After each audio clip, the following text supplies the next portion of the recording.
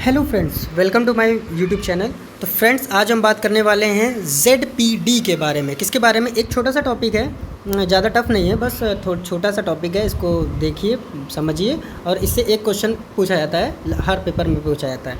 तो छोटा सा टॉपिक है, बहुत ही ईजी टॉपिक है, आराम से हो जाए। 1 नंबर आप यहाँ से पक्के कर लेंगे।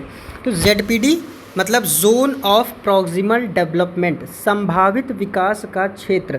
भाई ये ZPD क्या होता है? जोन ऑफ प्रॉक्सिमल डेवलपमेंट मतलब संभावित विकास क्षेत्र क्या होता है? संभावित विकास, संभावित मतलब तो समझ में आ रहे होंगे कि विकास जो है वो संभावित हो रहा है कहीं से, क्षेत्र मतलब किसी एरिया में। ठीक है, इसके पॉइंट पर चलते हैं। इसका अर्थ होता है कि जब बच्चा किसी की सहायता से तथा बिना किसी सहायता से क्या कर सकता है। अब इसका मतलब क्या है कि बच्चा किसी की सहायता से तथा बिना किसी की सहायता से क्या कर सकता है। एक एग्जांपल देते हैं आपको। जैसे कि बच्चा जब साइकिल चलाना सीखता है, ठीक है, जब बच्चा साइकिल चलाना सीखता है तो जब शुरुआत से ही ऐसा तो नहीं है साइकिल पर बैठते ही वो बिल्कुल से साइकिल चलाने लगता है, नहीं चलाने लगता है। तो सबसे पहले क्या होता है, सबसे पहले बच्चे के अंदर आता है कि बच्चा कर सकता है। बच्चा सोचता है, बच्चे के अंदर एक्साइटमेंट आती है कि साइकिल चलाने की, चलो साइकिल चला के देखते हैं, हाँ यार बहुत मज़ा आएगा। ठीक है, इस तरह से हम लोग पहले करते थे कि हाँ साइकिल चलाते हैं। हालांकि चला नहीं पाते थे, पर पता चला पैदल ही उसको घसीटे दे रहे हैं। तो मतलब एक तरह से एक्साइटमेंट होता था कि बच्चा क्या कर सकता है। कि हम लोग सोचते थे कि चलो साइकिल चलाते हैं। तो साइकिल चलाना क्या हो गया, एक अंदर से कॉन्फिडेंस है, एक कॉन्फिडेंट चीज़ है जो हमारे अंदर आ रही है कि हाँ मैं साइकिल चला सकता हूँ। ठीक है, बच्चा साइकिल चलाने की कोशिश करता है। फिर बी पार्ट क्या होता है, ZPD मतलब होता है बच्चे का किसी काम को कर सकता है किसी की सहायता से। अब एकदम से तो वो साइकिल चलाने नहीं लगेगा, ज़रूरी है उसको किसी की मदद की ज़रूरत होगी।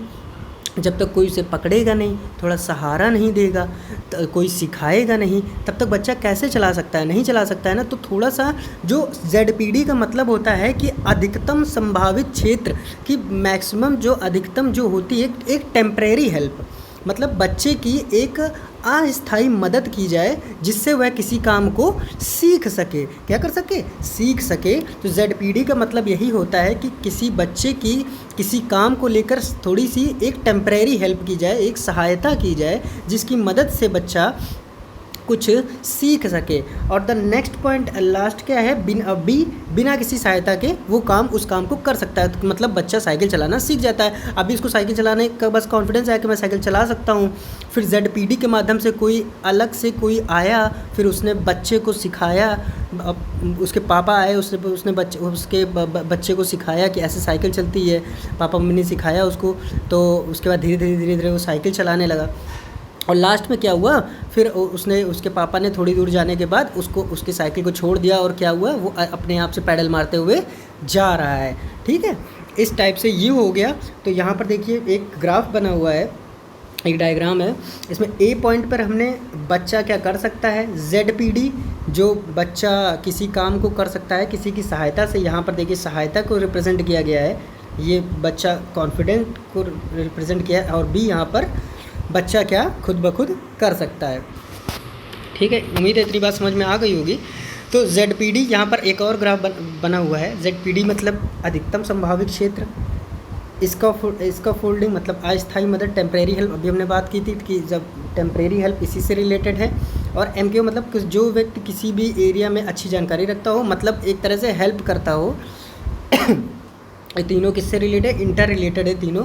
जब बच्चा कोशिश करता है किसी चीज़ को चलाने की, पहले कॉन्फिडेंस आता है, फिर चलाने की कोशिश करता है, उसके बाद उसकी थोड़ी उसकी हेल्प की जाती है, और फिर उसके बाद खुद ब खुद वो काम करने लगता है। ठीक है, यही था ZPD का। उम्मीद है ये समझ में आया होगा आपके। ZPD का मतलब क्या होता है, अधिकतम संभावित क्षेत्र की बच्चे की थोड़ी सी एक टेम्परेरी हेल्प करके उसको किसी काम को सिखाया जा सके। क्या किया जा सके? सिखाया जा सके। ठीक है, ये एक छोटा सा पॉइंट था, छोटा सा टॉपिक था। इससे 1 नंबर का लगभग सेट में पूछा ही जाता है, तो इससे इतना टफ टॉपिक नहीं है। तो उम्मीद है आपको समझ में आ गया होगा। ना आया हो तो कमेंट कर दीजिएगा, दोबारा से समझा देंगे। ठीक है, और नेक्स्ट पॉइंट क्या है, 3 टाइप्स ऑफ लैंग्वेज। लैंग्वेज 3 प्रकार की होती है। लैंग्वेज बोलें आप यहाँ पर इसको, या थिंकिंग बोलें, ये 3 टाइप्स की होती है। पहली होती है सोशल स्पीच, सामाजिक वाक्य, मतलब जो हम लोग दुनिया में बात करते हैं 2 वर्ष से अधिक। जब बच्चा 2 वर्ष तक होता है तो वो ज़्यादा कुछ बोल नहीं पाता है। 2 वर्ष के ऊपर होता है, 2 साल का जब बच्चा हो जाता है तब वह दुनिया में बात करना सीखता है, बोलना सीखता है, बातचीत करना सीखता है। ठीक है, ये सोशल स्पीच हो गया, जो बच्चा बातचीत करना सीख रहा है। दूसरा नंबर प्राइवेट स्पीच, निज वाक्य, बोल कर खुद से बात करना। 3 साल से ज़्यादा का बच्चा होता है तो कभी कभी आपने ऑब्ज़र्व किया होगा कि बच्चा खुद से ही बात करने लगता है। जब उसको कोई नहीं मिलता बात करने के लिए तो खुद ही बात करने लगता है। ठीक है, तो इसको क्या बोलते हैं, प्राइवेट स्पीच होता है। प्राइवेट मतलब निज, स्पीच मतलब वाक्य। ठीक है, प्राइवेट मतलब निज वाक्य, मतलब आपस में ही बात करने लगता है। And the third point is silent inner speech, आंतरिक वाक्य, 7+ ईयर्स, मन में बात करना। इससे समझ ही में आ रहा होगा, आंतरिक, साइलेंट इनर स्पीच, आंतरिक वाक्य। तो आंतरिक वाक्य क्या है? आंतरिक वाक्य ये है कि कोई व्यक्ति है, कोई बच्चा है, जब वो 7 साल की अधिक उम्र में हो जाता है तो उसके अंदर एक थिंकिंग कैपेसिटी आ जाती है। क्या हो जाता है? थिंकिंग कैपेसिटी आ जाती है। बच्चा फिर क्या होता है कि अपने दिमाग में प्रॉब्लम को सॉल्व करने की कोशिश करता है, वो किसी से बताता नहीं है।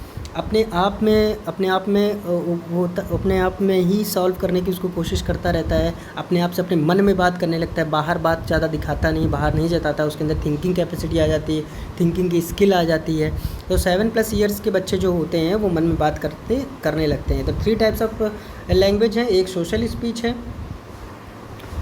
एक प्राइवेट स्पीच है और तीसरी साइलेंट इनर स्पीच है। उम्मीद है आपको समझ में आ गया होगा।